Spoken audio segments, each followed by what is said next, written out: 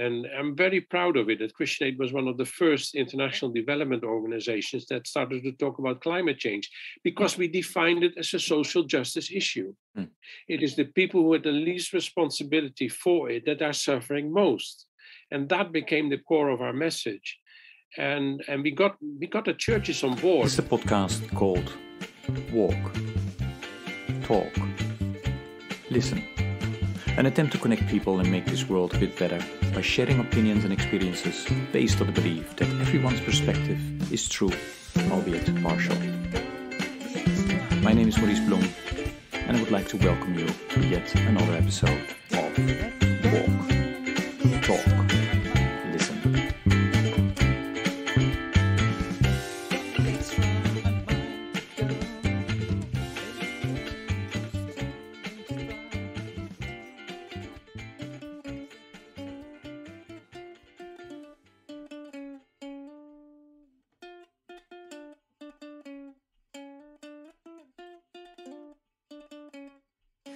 Okay, good day, everybody. This is another episode of the podcast Walk, Talk, Listen. And as always, I'm delighted with today's guest who will introduce himself.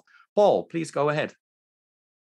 Yes, hello, Boris, and hello, listeners. My name is Paul Valentin. I'm a recently retired development professional. I until 2019, I worked with the British agency Christian Aid as the international director. But maybe to start with, like Maurice, I'm from Holland. I started my career in international development, and actually it was a choice I made very early on. I was still in high school. I wanted to do something that involved improving the lot of people who didn't have it very good in life, but that also involved working in Africa or Asia or Latin America, somewhere where it was not Europe and it was not Holland. And I chose my studies on the basis of sort of that idea that actually I wanted to become an anthropologist, but then I found out that it took in those days 7 years to be a qualified anthropologist in the Netherlands.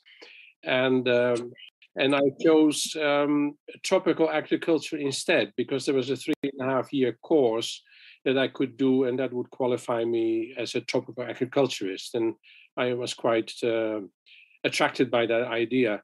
So I graduated from tropical agriculture, and in 1978 I left for Kenya, Africa, as an agricultural volunteer with the Dutch volunteer organization.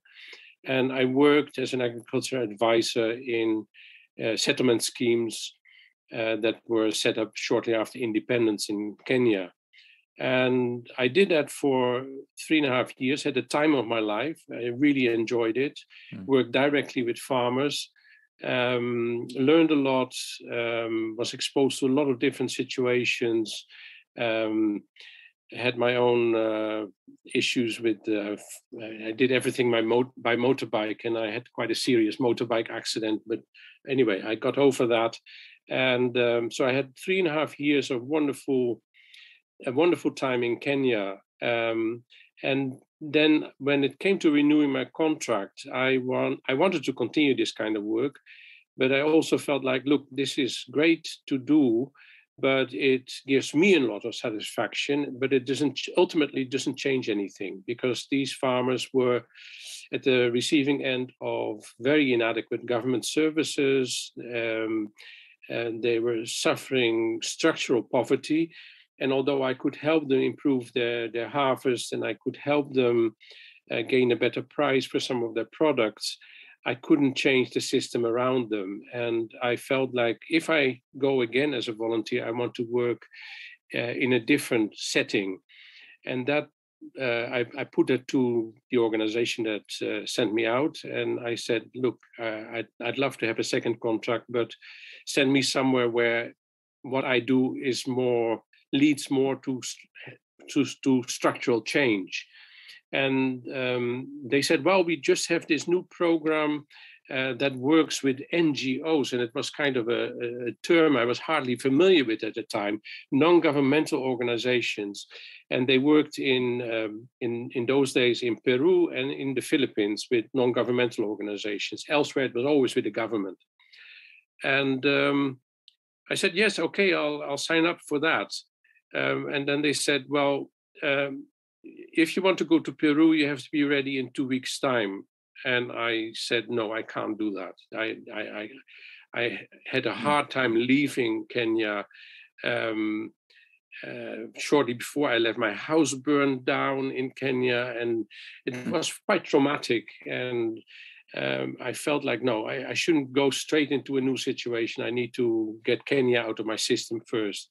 And then they said, well, if you can wait for half a year, there will be a position coming up in the Philippines. And that's how I ended up in the Philippines in 1982. And I worked there with a local NGO in the north of the country that focused on the indigenous communities of northern Luzon. But I was also told it's a very political setting that you end up.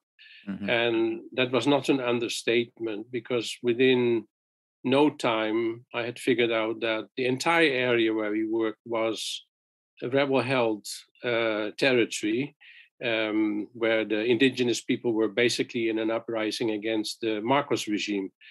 And but there was a lot of work to be done, a very fascinating cultural setting. And I did that, and I sort of came to accept the politics of it all as well. It made it quite exciting, sometimes a bit too exciting, I would say, but no regrets whatsoever that I did make that choice. I also met my wife there. I was working in tribal villages with my work as an agriculturist. My wife was working with a medical NGO, a Philippine NGO, and as a nurse. And well, that's where we met. Yeah. And so got married in 1984, lived and worked in the Philippines until 1989. Our son was born there. And then we left for Holland, totally unplanned, because the situation where we were living became too dangerous. Friends of ours were killed. Waking up in the morning to gunfire is not what you sign up for, and thinking certainly of the security of our young family and my 2-year-old son, we decided to go back to Holland. And so we found ourselves totally unprepared back in Holland in 1988. And then I was unemployed, looking for work. I needed to have a bit more income than the volunteer contracts allowed me until that time. And I applied with the British agency Oxfam to be their country manager in the Philippines. But that would mean you had to go back. Yeah, right? but this meant going back to Manila and not to the tribal villages where I had been living. And so for 4 years, I was the country manager for Oxfam in the Philippines. Again, great time, really enjoyed it. And then our daughter also was born then, and we realized, look, we can do this for a long time. My wife and I, we were both enjoying ourselves, but growing up in Manila for our children was a very mixed blessing. The quality of the air you inhale on a daily basis is the equivalent to smoking a few packs of cigarettes. And you don't want to do that to your children if you have a choice. Many people don't have a choice. We had a choice. So we made a choice to look for another job, but not go back to Holland, because that would mean easier for me and difficult for my wife, who have to learn the language and everything, looking for a job in a third country. And the opportunity came about in 1993 to go to the headquarters of Oxfam in Oxford and become a regional manager for East Asia. And that's what I was there for another few years. Actually, I was in that role between 1993 and 2000, when my job came to an end because of restructuring. All the officers were moving, or the senior positions were moving abroad. I did not have the opportunity to join that initially, and did an interim job. I was in India for half a year, and then coming back to basically no job in Oxford, I applied with Oxfam America for the role as the head of programs, so the vice president for programs with Oxfam America in Boston, which I got. So from 2001 to 2004, I was in the US, and look back with on what I think was a very good time. I really enjoyed it, except that my first day at work was 9/11. So the first day at work, the world changed, and that certainly affected our plans for the family to join me and things like that. That never happened. So for the best part of 3 years, I commuted between Boston and Oxford once a month, saw my family once a month, build up a carbon footprint that I will never get rid of, no matter how many trees I plant. But anyway, it worked for me in those days, and I was with Oxfam until 2004. Desperate then to come back to the UK to be with my family, and I got a job as the International Director of Christian Aid in London, which I did until I retired in 2019. So that's in short my life story from a professional background. I think I gradually fell into management. The role obviously with Oxfam in the Philippines was as a country manager, building a team. But ultimately I started with only one member of staff.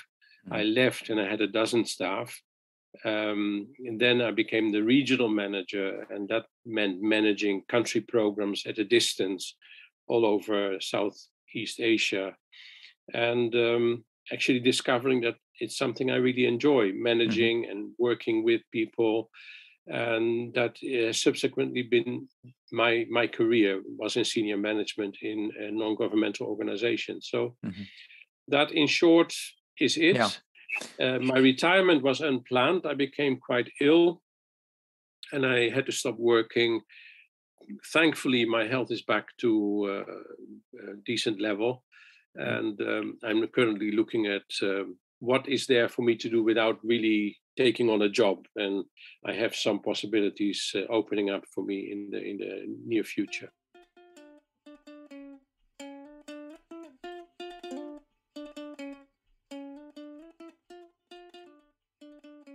And just for the listeners, you and I, we know each other, because our organizations, at that time for you, Christian Aid,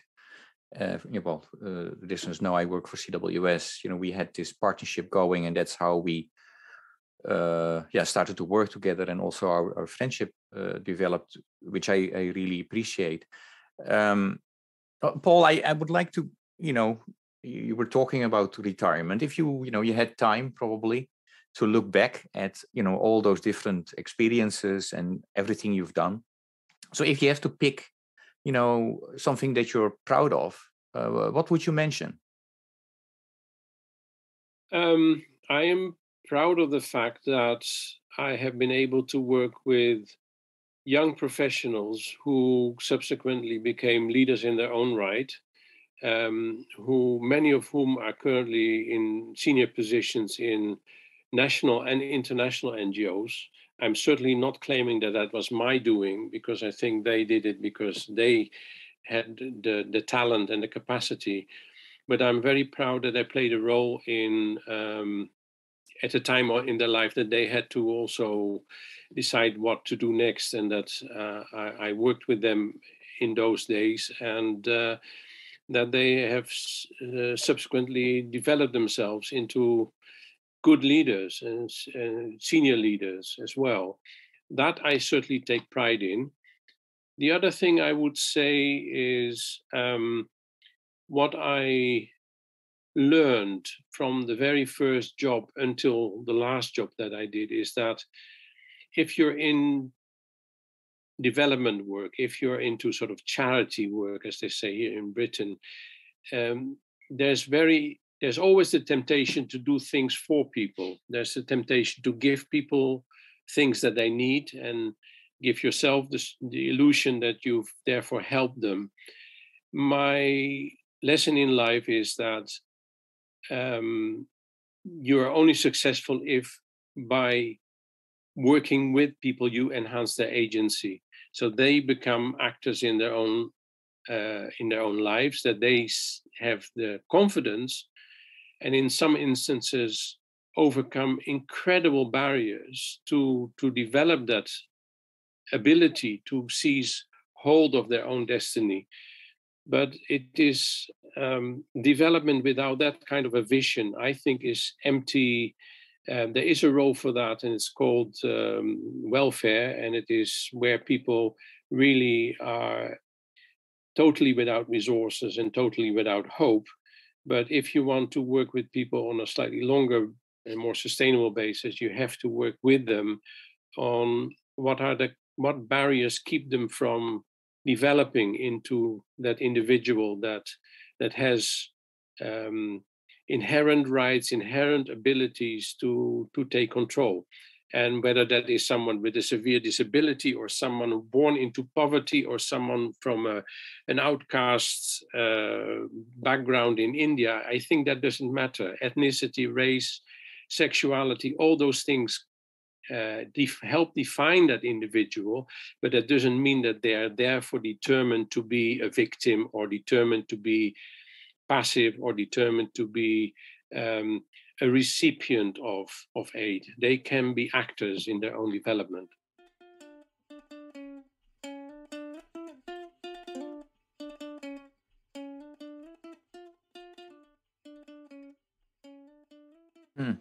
I know I really appreciate that you mentioned that, because I do think that, often NGOs and also in their work around advocacy is, we would like to create an environment where people in need, that we increase their voice and choice, but then agency is often forgotten.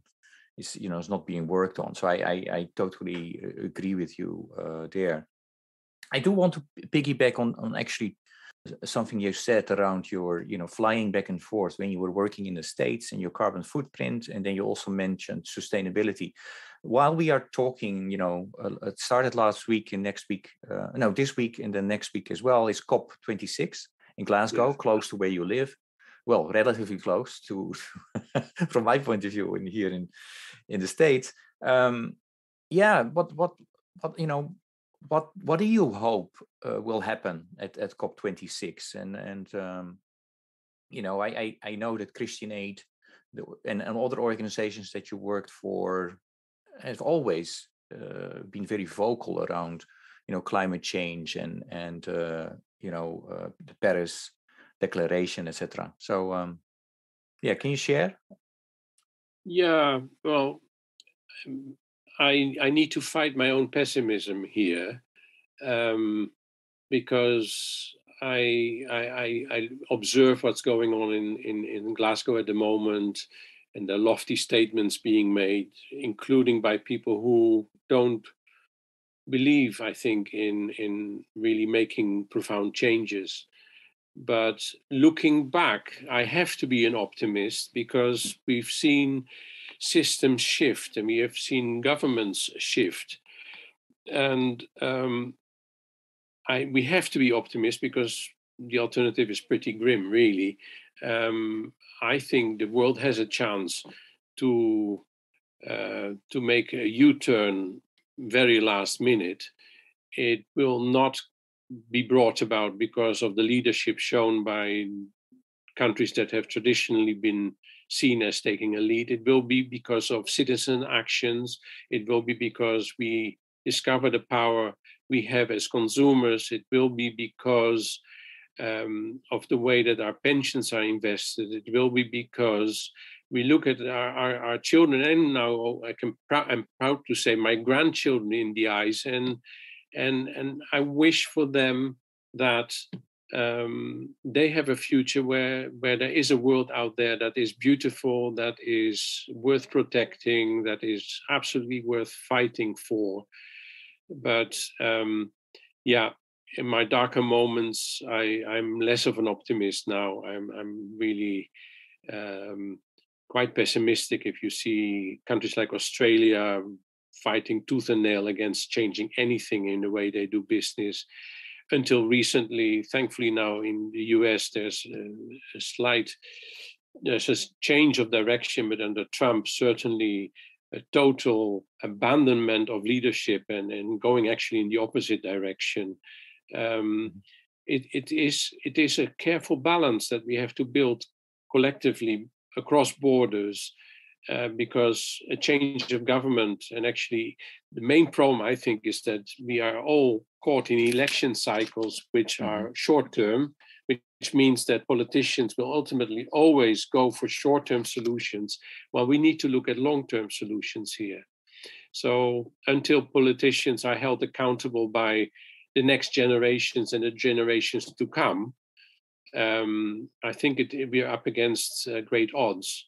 Although I believe also that in some instances, citizens are discovering the power of legal action to actually force governments to do more than they are prepared to do purely on the basis of their promises to a short-term electorate.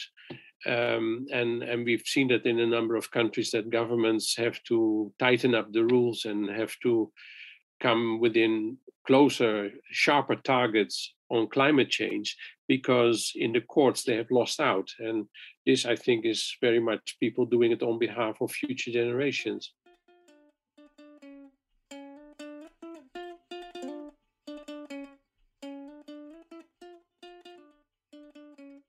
Listening closely to you, what I am trying to help our listeners always with is issues like climate change, COVID, poverty, etc. They all seem so big to tackle. But when I was listening carefully to you, there are things as individuals, as consumers, as citizens that we can do, ourselves, that will, positively contribute to get this world, closer in the direction. I mean, voting is one, of course. I would like to talk with you about the next generation. I mean, you were alluding to, that you're a proud granddad. If we look at your children, at the younger generation in the community where you live, what do you see happening around religion and spirituality? And I'm asking this because, this podcast is a spin-off of my 100-mile walk, where I always talk with people about this, what's the purpose in life. So what do you see happening in your community? Well, in terms of organized religion, youth are largely absent, which I do regret, but I also don't find at all surprising. I think the churches stand out as in their ability to keep young people away from them, by holding on to dated concepts, by holding on to values that are not of this day and age. But I don't want to judge the younger generation. I do think that in the choices that younger people make, in in a very complex environment, making ethical choices and making moral choices that ultimately are not necessarily for their own benefit, but for wider benefit, for people taking up the struggles of the homeless, people taking up the fight for refugees and asylum seekers, young people fighting climate change. I think that has a very strong spiritual aspect to it, because it's still believing that there's more to life than only pursuing your own immediate interest. It's not only about my personal well-being. It's not only about what I own and how I can earn money. It's also very much about how can I be a responsible citizen, and how can I be a good neighbor to other people, whether they live physically next door to me, or indeed or they live in a refugee camp on the borders of Europe, or something like that. So I do think young people make choices that in my language and in my experience would be expressed more along the lines of faith and spirituality. I can't ascribe that to them, but I do feel that for as long as people make moral choices in a world that tells them to be materialistic, to be egoistic, a world that tells people that there's only one thing that matters, and that is you yourself. I find it very hopeful that young people are in the forefront of many of these critical battles.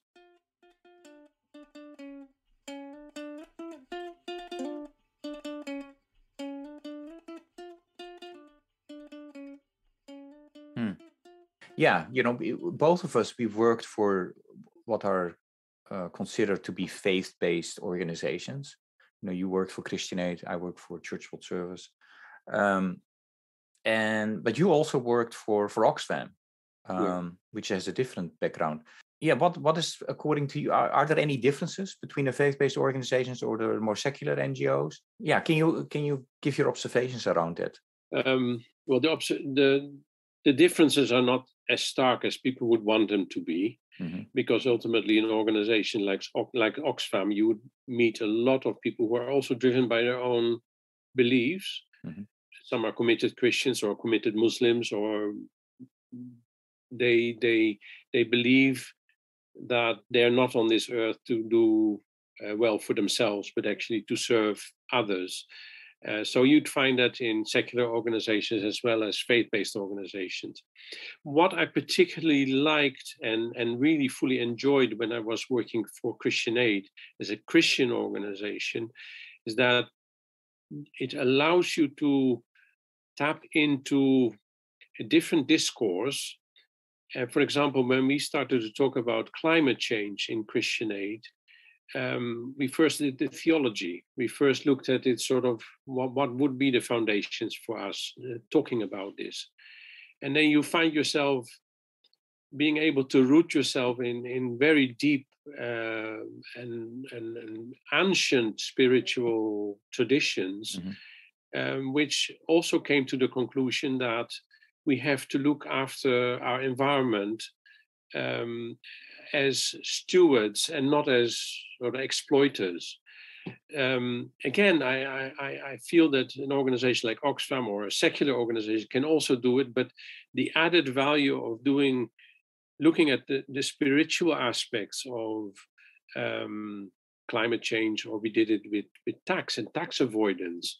It's great to go into a campaign on tax avoidance if you've done your homework with the Bible in one hand. Not that you have to hit people around the head with the Bible, but there's an awful lot of interesting and inspiring stories that you can build on to then subsequently run a campaign and talk about these issues, and being able to reach out to people who may share the tradition, but who do not necessarily look at these issues in the same way. So that has been very, very empowering. And I'm very proud of it, that Christian Aid was one of the first international development organizations that started to talk about climate change, because we defined it as a social justice issue. It is the people who had the least responsibility for it that are suffering most. And that became the core of our message. And we got the churches on board. They were not ready to jump in necessarily, not all of them at least. But because we spoke their language, because we had done our homework, we were influential. And in some ways, now that I'm out of that, it's what I miss, is that regular reflection on greater themes in society, where we can be more effective and more influential if we do our homework first based on a theological reflection or study. Yeah.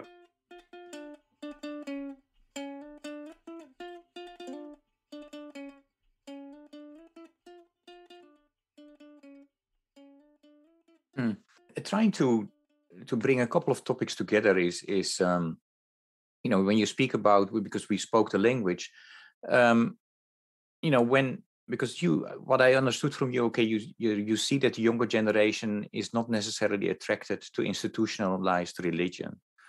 What does that mean for faith-based organizations then? Like CWS, and so how should they ensure that they will continue to connect with the younger generation as well, to be able to raise their voice and do their work? I firmly believe that it would serve the churches well if they were to look more at organizations like CWS and Christian Aid as the means to engage with different younger generations, because the traditional base of Christian Aid and CWS may be shrinking, or is shrinking, and we know that.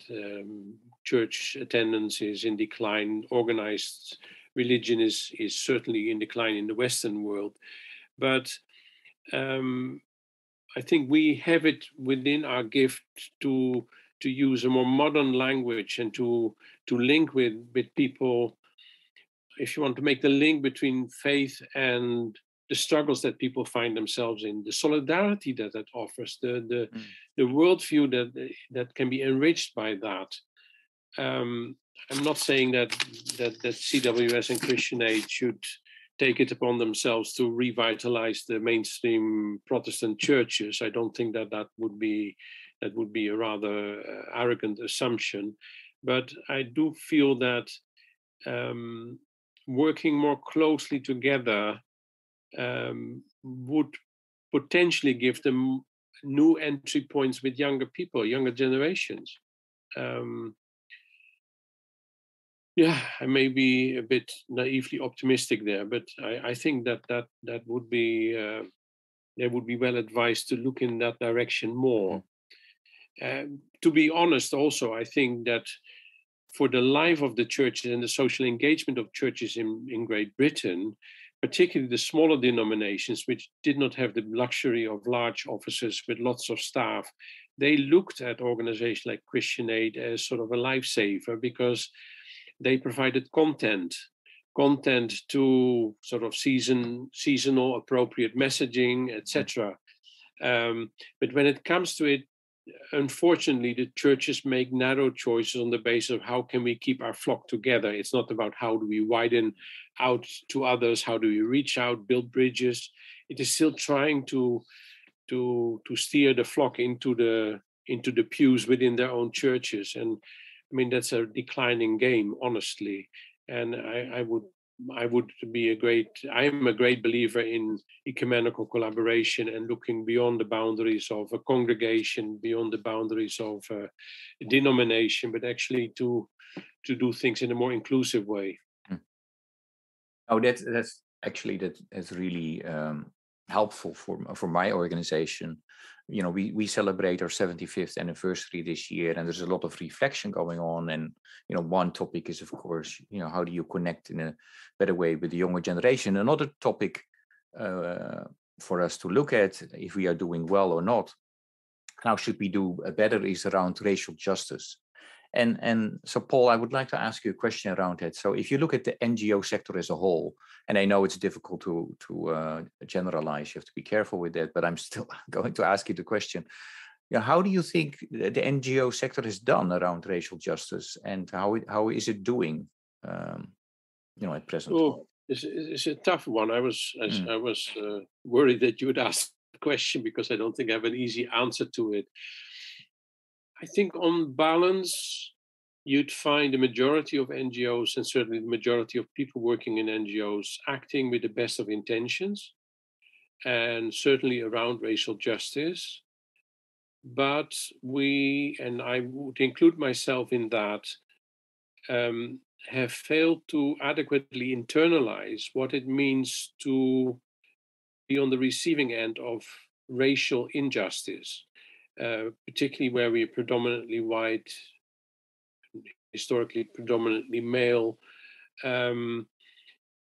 we may have the best of intentions, but we don't have the lived experience of we are not confronted with our own privilege all the time. It is only by listening to others and by really going out of our ways to understand what drives people, that we stand a chance of actually learning more about their experience. I mean, in many ways, I've benefited from my being white in a foreign context, because doors would open for me, not on the basis of the fact that I was a better human being and I had more superior knowledge, but because I was a white face and probably represented power and wealth and money.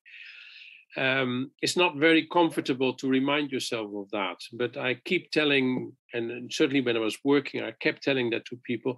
Always remember, if you are holding on, if you're having funds, access to funding, you are the gatekeeper to success. And therefore, people will never give you the feedback that you're looking for, because they will give you the feedback in such a way that they get from you what they think they can get from you. Now, that is a bit of a convoluted way to come to the issue of white privilege.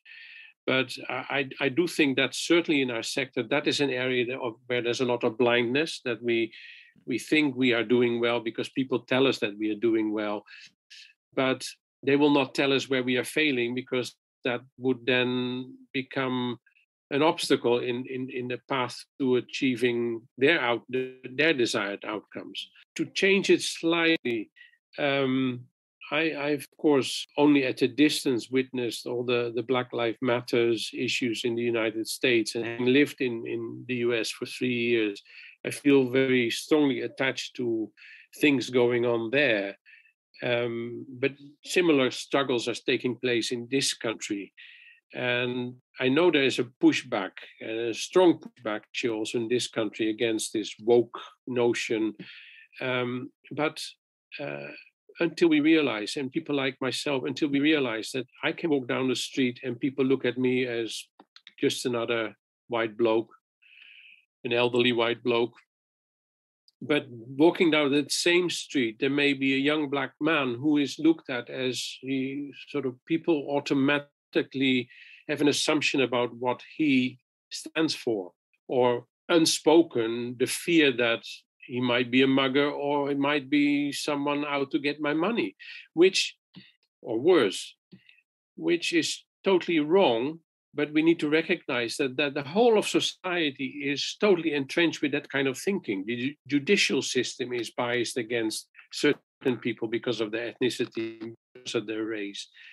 The social media, the whatever aspect of life you talk about, probably the churches as well, there is a lot of unspoken bias that is very uncomfortable to confront, but I think it can be very liberating if we confront it. Sorry, I don't know if I make sense there, but it is something that we can't say, oh, I'm fine because I've never discriminated against someone. No. Even I have been part of structures and systems that have perpetuated actions and beliefs that haven't helped people who are struggling necessarily. And we need to do better.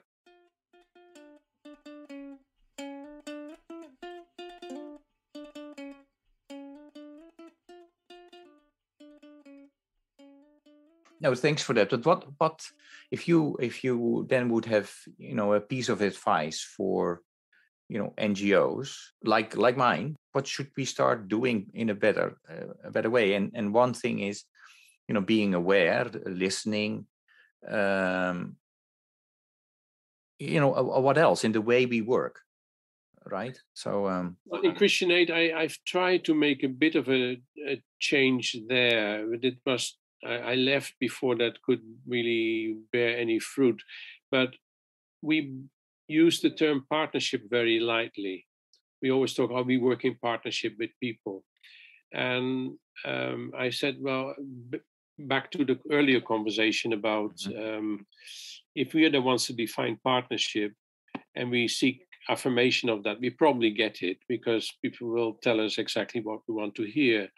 I think organizations have to develop very strong antennae with the people that they work with, both on the supporting side as well as in sort of dare I say, the beneficiary side of what drives them, what are their hopes and fears, and how can we make sure that they can give feedback and they can influence our decisions in a way that is not tokenistic, that is not paying lip service to a notion of partnership, but that deepens that understanding of partnership.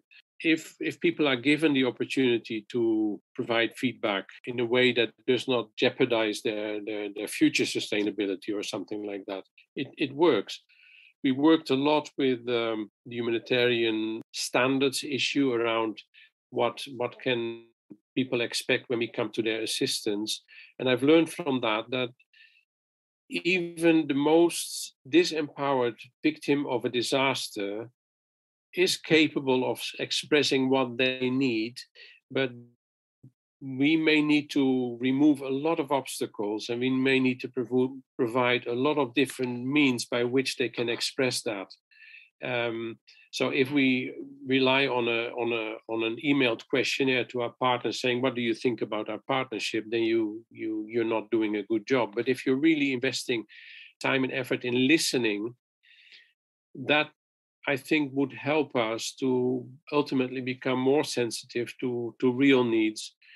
And it might also unleash much more energy from the people we seek to serve, whether they are a different ethnic or national background or similar. That doesn't matter. Even in our own society, we find that people at the bottom of the heap are not listened to carefully, and we make assumptions. It's because it's easier to make assumptions about them.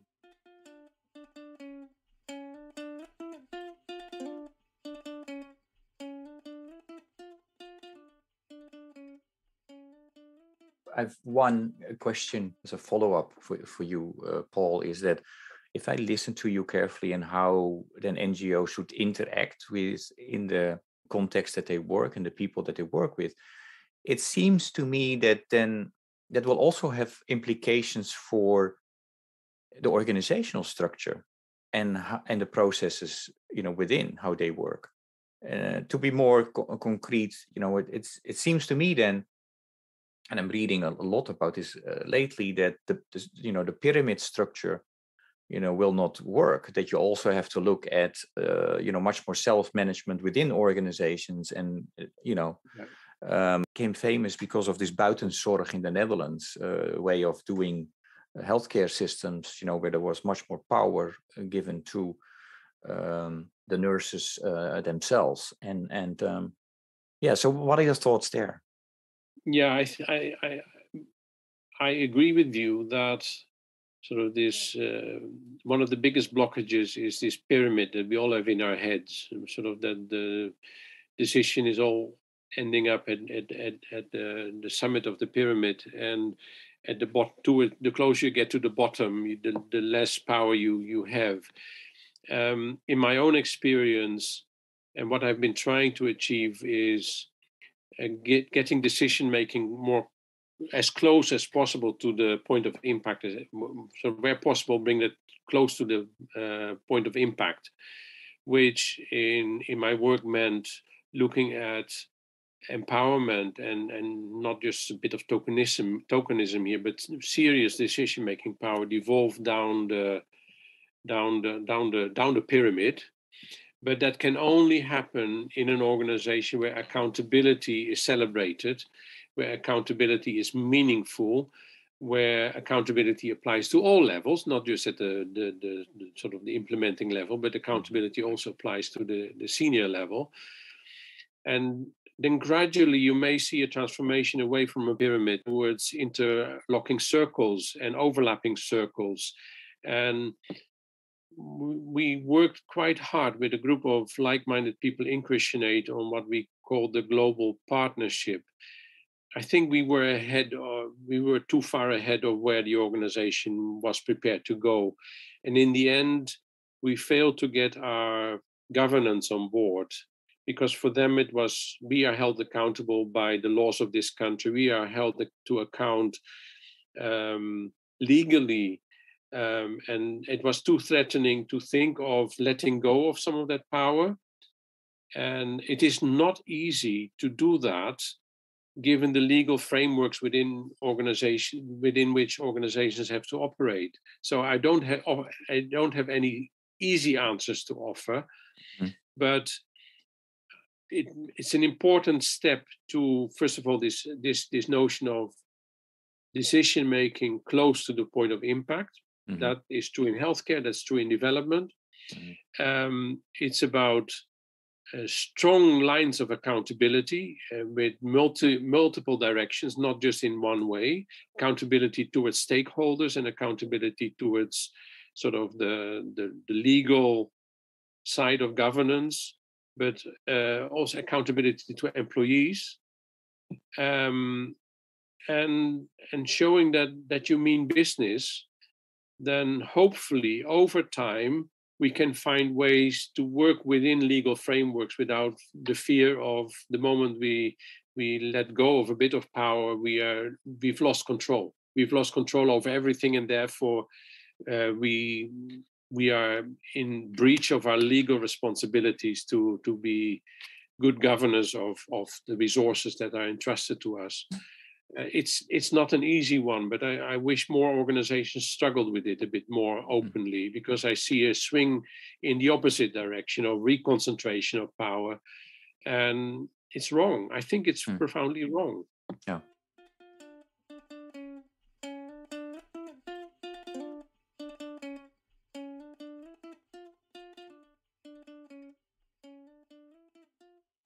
Great. I have a couple of quick questions for you. So if you can try to answer them relatively quickly. Yeah, this is a spin-off of my 100-mile walk. Why would you walk 100 miles in a week? For which cause? Well, at least I can say I have walked close to 100 miles in 1 week, and it was in 2007, where we got the Carbon March across Britain, and I joined with members of my management team. We all joined for a few days, while there was a core of people who walked from the north of Scotland to London via all parts of the United Kingdom. And I walked from Birmingham to Hereford over a week.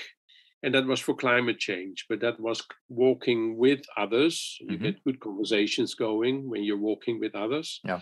And then every time when we arrived somewhere in the evening, we would have discussions with local groups, with churches, with volunteers, with coalitions. That made it really worthwhile. Yeah. And I'd happily walk again if I knew that there would be sort of the possibility of having some impact. For me, it comes close to the concept of pilgrimage, sort of doing things with other people where you have a goal in mind. It might be a much bigger goal, but it's not the arriving that matters most. It's the journey that really matters. Yeah. You know, that happens most of the time, and the last 2 years have been a little bit different. That I'm accompanied or part of the journey by other people, and you talk about a number of things, and then visiting local food banks, shelters, etc., or projects of CWS. So I totally agree with you there. Are you an optimist or a pessimist, Paul? I consider myself an optimist. Okay. But I know I have my moments that I struggle with that. I know it when I switch off the news, because there's just too much bad news around. Things are not going well. What are you worried most about at the moment? Talking about it's a combination of things. The way that political systems are developing here in the UK post-Brexit, but also in the US. well, at least we managed to, or you managed to get rid of Trump for now, but he might be waiting in the wings to come back. I mean, that man did so much damage to the credibility of the United States as a global leader. I worry about those things, but ultimately I worry most about climate change and the sort of the environmental destruction that is happening. It can keep me awake at night, but then you also have to look at where you see signs of hope, and that sort of doesn't do away with all the worry, but certainly, yeah, in the end, I still end up with hope, and I think it's a profoundly Christian thing to live with hope, that you just don't accept the world as it is. You accept the world. You look for the world as you want it to be, and you work for the world as you want it to be. You don't sort of resign to the fact that there is no point because everything is miserable. So that I hope will stay with me. And where do you see that at the moment? Still, that hope most concretely. It was easier when I was working, because we would meet regularly with people who had the worst lot in life, and yet they were proud to show me what they were doing. There was one encounter that will always stay with me. After 2 years after the tsunami in South India, meeting up with a Dalit, a woman who sort of was elderly, who described to me how she was now a person, because she didn't believe initially that she was a person, but she had her name written down, and she was now the owner of her house. And she said, now I'm a person. And that came with that confidence, and that came with that belief, I can change things. I can change things for the better. And if you deal with the manual scavengers in India and you see their lot, and you see how enthusiastic they are about the future for their children, and that they are really fighting for a better world, then who am I to worry about the minor inconveniences that I have to confront in my life? But again, on a day-to-day basis, I need to work hard to see that and to remind myself of the fact, look, you have no right to be distraught. You have no right to be giving up because other people are not giving up. So, yeah. And to come back to what you said, while you were still working, that was easier. I did do a number of interviews for my organization's 75th anniversary, and I have to say, many of the most fruitful ones were with board members, ex-board members, and ex-staff who were retired, but mentioned something that you also alluded to, is that when you don't work anymore, how do you keep that connection? While there is so much, there are lessons learned and still so much to contribute. So I'm thinking a lot about this, maybe not only because of I'm getting slowly older as well, but really because I think how do we continue as a society to cherish that and to make linkages with this younger generation that I think would be helped by these different perspectives. So that's just my sidebar on this. A total different question, Paul, is I love music, so I always have a music question as well. If I ask you to mention a song or a piece of music that for a big part embodies who Paul Valentin is, what piece of music or song would that be? Well, after some reflection, I came up with the song Jerusalem by Steve Earl. He's a Texan. His background is in country and western, and it's certainly not my type of music. But he produced an album sort of 20 years ago called Jerusalem, and that is all on issues, progressive issues, and it's just very refreshing. Even when I listen to it now, it just lifts me up.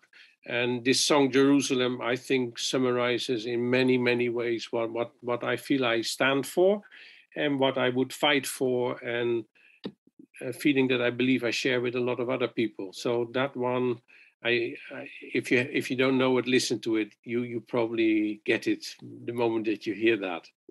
It's beautiful. Great. And I don't know the song, but just to remind the listeners, we made a Spotify a playlist. So all the songs that have been picked by my guests are mentioned, unless it's not available on Spotify, of course. My last question to you, Paul, is any message, invitation, or question for the listeners? Don't allow yourself to be determined by sort of the news cycle that we are all witnessing around us. Keep that perspective of another world is possible, and fight cynicism, because the moment we become cynics, the moment we become very cynical about what's the point of doing things, we talk each other down. And I think sort of the opposite of that, in my experience, in my personal faith, is certainly the Christian message. But equally, I believe it is true for people of different faiths. I believe that the great religions of the world are the best medicine against a cynical attitude about why are we here on earth, and or it doesn't make any difference anyway. That is sort of with my whole being, I fight that kind of thinking. It sounds a bit too deep and too all-encompassing, perhaps, but that's what I feel quite strongly. No, thank you. I think the listeners will appreciate it. We know each other for quite a long time, and we often have conversations. But I every time I speak with you, there is, I learn a new piece, about I didn't know. So I really appreciate that, and you're always very thoughtful as well. So I would like to thank you for the conversation, and wish you all the best with, I know you're working on, a possible next chapter or a paragraph in your life. So good luck with that. Thank you. It was a privilege to be given this platform, and I hope people enjoy it. And good luck with your ongoing mission. Thank you, Paul.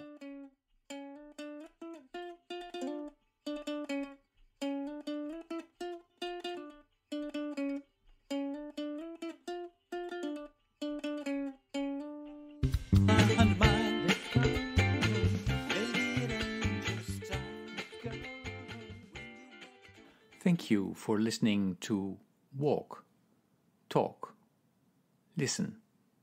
Please check us out on 100mile.org or follow us on Facebook or Instagram. I just finished the 10th 100-mile walk, and I really encourage you to check out our website 100mile.org to see how you can still contribute to this campaign. Thank you.